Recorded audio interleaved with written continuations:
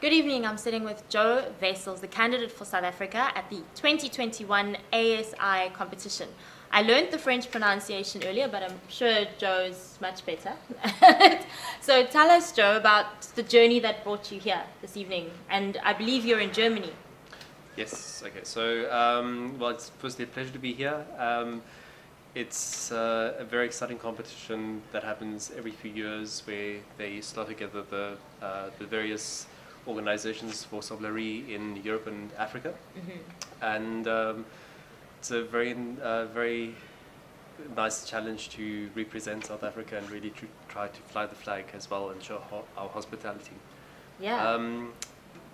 The journeys in wine started back in South Africa, very much influenced from my family. My dad is an avid wine collector, and growing up we always used to get exposed to the good bottles of wine, Cape wine, that he would open on a Sunday with a good meal. Yeah. I have two older sisters, one of which also went on to study viticulture and winemaking and became a winemaker in the Cape. Wow, where is she? She was first at Netlingshof, then Fred and List in Paarl, Franschhoek, and now she is in Villiersdorp. Wonderful. Yeah, so she was a great inspiration, and I saw what you did, and there the world of wine opened up, and I saw it's a really interesting world, especially with wonderful people that are involved with it, and I thought I want to get involved, but not on the winemaking side, more the enjoyment side. So besides keeping it in the family, you kept it out of the Cape. So tell us about how you journeyed from the Cape to Geisenheim. To Geisenheim, so that was basically, I looked at opportunities to further my knowledge and studies. In South Africa at that stage there weren't many options to study things about wine business, a lot about wine making and tasting, but I wanted to do wine business.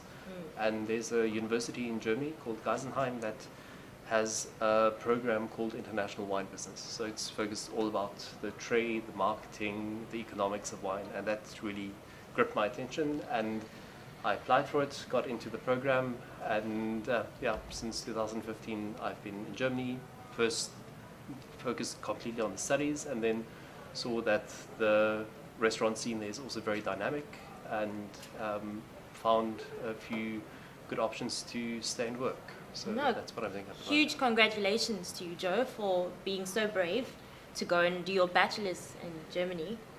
And so you started working in the wine industry. What drew you to sommelier specifically beyond, as you said, your sister was a winemaker? I think the part of the joy of the job is that you can see the immediate enjoyment that a bottle of wine can bring. It's not where you work perhaps in marketing in an office and do press releases and try to market a wine or sell wine online. The joy of being a sommelier is that you can really get in touch with the guests, have them at your table, you are a host, and you can really heighten the experience of an evening, and to also have that satisfaction of really doing something special for your guests. That is something that really drew to me. So the joy of the job has become very real for you. Tell us about how you became South Africa's candidate at this competition. Yes, so the South African Sommeliers Association, SASA, also has their own competition every few years for looking for the next top talent. The last edition just happened now in September as well, where I was also happy to be on the judging panel.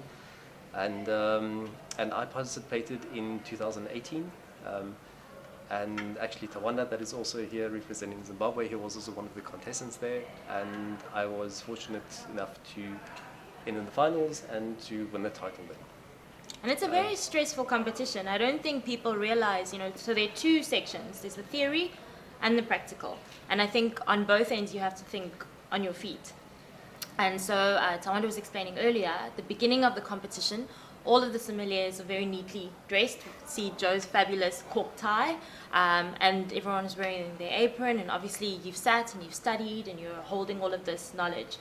Tell us about what's going through your mind as you're about to sit for the written exam. It's a lot of nerves, of course, and hoping that you have retained all the knowledge that you've tried to learn through the past few months. Yeah. And excitement as well. And I think the joys of the theory part of the examination as well is that you are really testing yourself as well and seeing how good is my knowledge, Yeah. where can I improve, and some of the questions are really fun where you walk out of there and you think, ooh, I learned something new, or perhaps that's something that I should focus on. Yeah. And really hats off to the ASI for the question paper they put together. I think it's It was one of those, yeah? Yeah. So this is after the match, this is after the game. Nothing else can be done. All the T's have been crossed and the I's have been dotted. You've written everything you possibly could have, as well as in the practical side, you've done everything you could have. Was there anything that surprised you today? Was there anything unusual?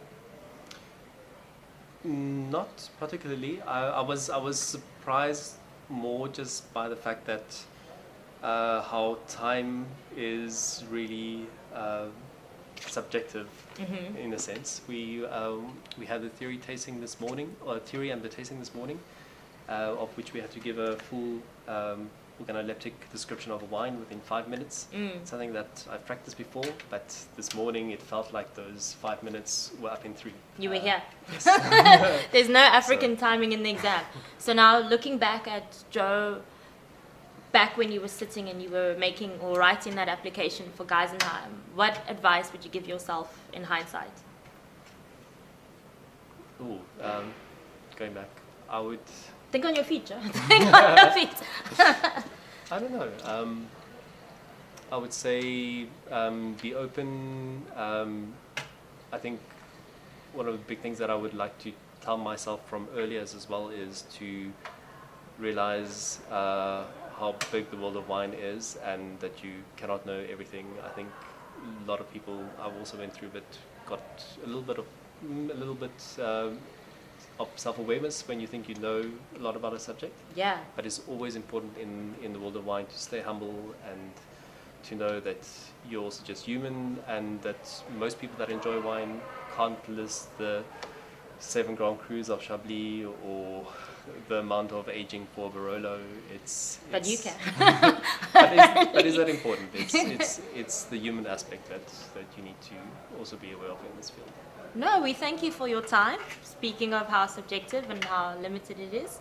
And I think that it's what's astounding for me, speaking about the world of wine, is walking around this room and realizing that you've actually made a really big impact on several of the people that are here tonight. They've specifically mentioned meeting you previously or today.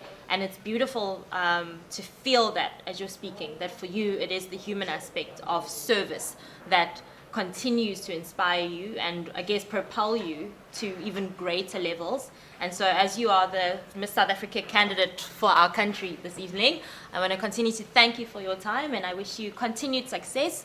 I know that tonight you've literally laid everything on the table, and I just want to thank you once again for your time, and thank you again for representing South Africa and South African Sommeliers Association. Thank you. Thank you.